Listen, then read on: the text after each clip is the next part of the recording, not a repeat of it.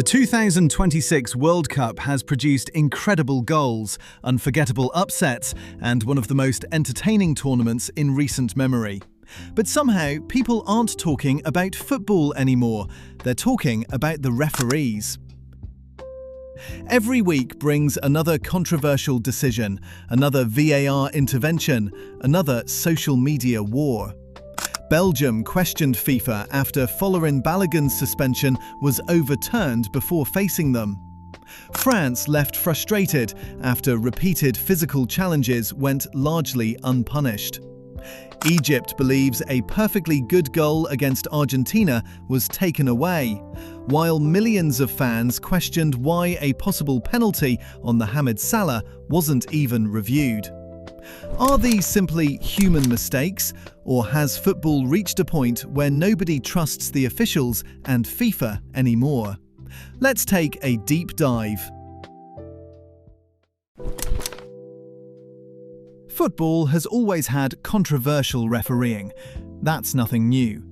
The difference today is that every decision is instantly replayed from 10 different camera angles, clipped into 15-second videos, and debated by millions of people before the referee has even left the stadium. VAR was introduced to reduce controversy, but in many ways it has changed the argument rather than ending it. Fans no longer ask whether a referee made the right decision. They ask why VAR intervened in one situation but stayed silent in another. It is called inconsistent, and everyone hates that. Once that inconsistency appears, every controversial call begins feeding a much larger narrative. Social media starts connecting unrelated incidents to some political agenda, creating theories that football's biggest matches are no longer decided only by players.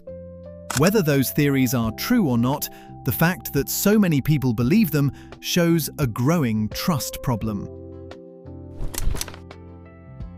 Several incidents pushed that debate into overdrive. Before the round of 16, Folarin Balogun's suspension was overturned, allowing him to start against Belgium after previously receiving a red card. Around the same time, US President Donald Trump publicly claimed he had spoken with FIFA President Gianni Infantino and even praised FIFA on social media for lifting the ban. FIFA insisted the decision followed its disciplinary regulations, but Belgium strongly disagreed. The Royal Belgian Football Association said it was shocked by the ruling, arguing it broke the tournament's normal disciplinary standards. Head coach Rudy Garcia stressed that the issue wasn't Balogun, but FIFA's decision itself. After their appeal was rejected, Belgium even considered taking the case to the Court of Arbitration for Sport, demanding equal treatment and greater transparency. Then came France against Paraguay. The game quickly turned into a physical battle, with Paraguay committing numerous fouls, yet receiving no yellow cards, while France collected 3 bookings. French players and supporters felt the referee allowed excessive contact throughout the match.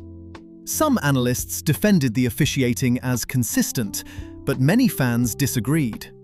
On social media, Paraguay's aggressive style was even jokingly labelled dirty football or the peak of haram ball.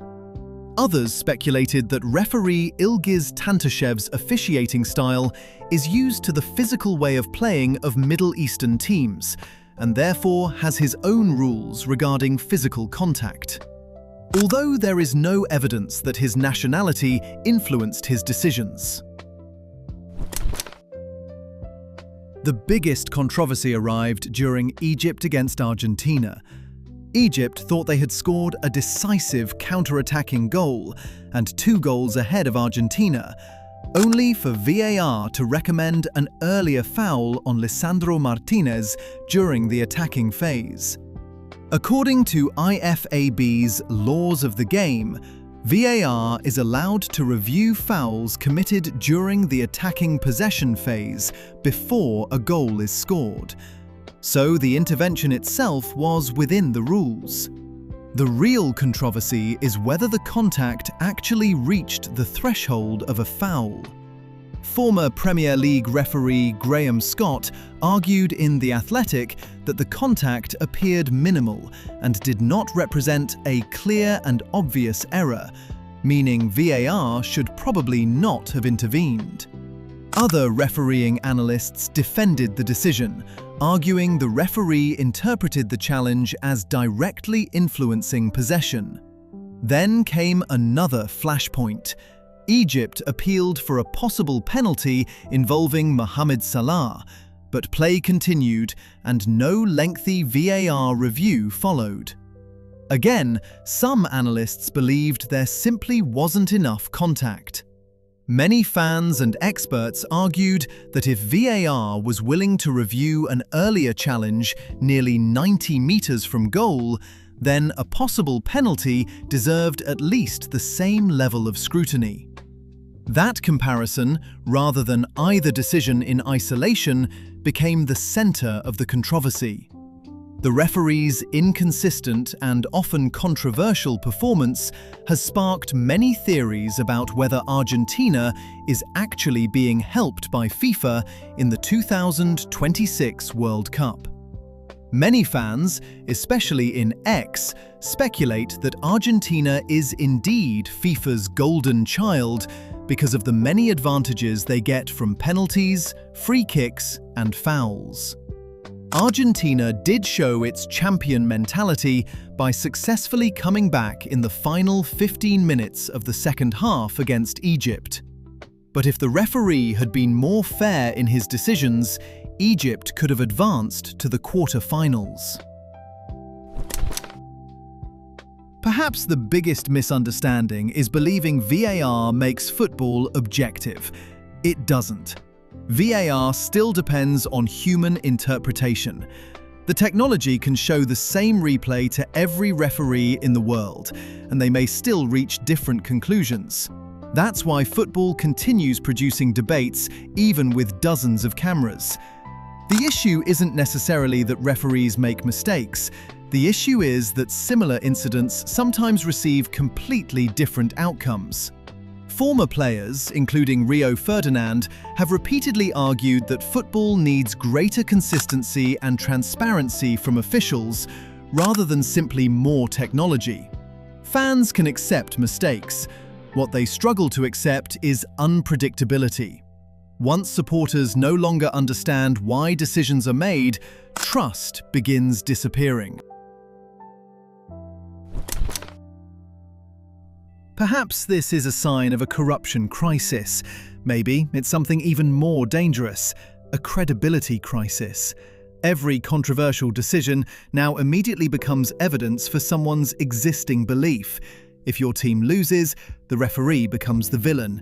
If your rival wins, FIFA becomes a conspiracy. That's an impossible environment for any official. Simply, this is FIFA's responsibility. Better communication, public explanations after controversial decisions, greater transparency around VAR conversations, and consistent disciplinary standards would go a long way toward rebuilding confidence. What it cannot afford to lose is the trust of the people and football fans watching. Don't let political agendas and financial issues exacerbate FIFA's stigma as a corrupt organization by displaying injustice so blatantly and shamelessly.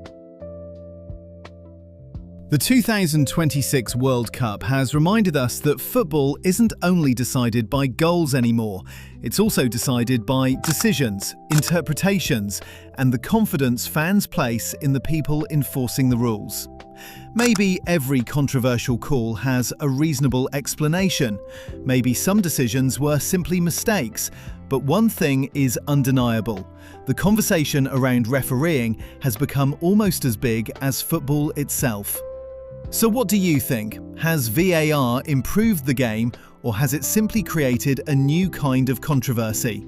Let me know in the comments. And if you enjoy football documentaries that go beyond the headlines and examine the biggest debates in the sport, don't forget to like, subscribe, and join us for the next story.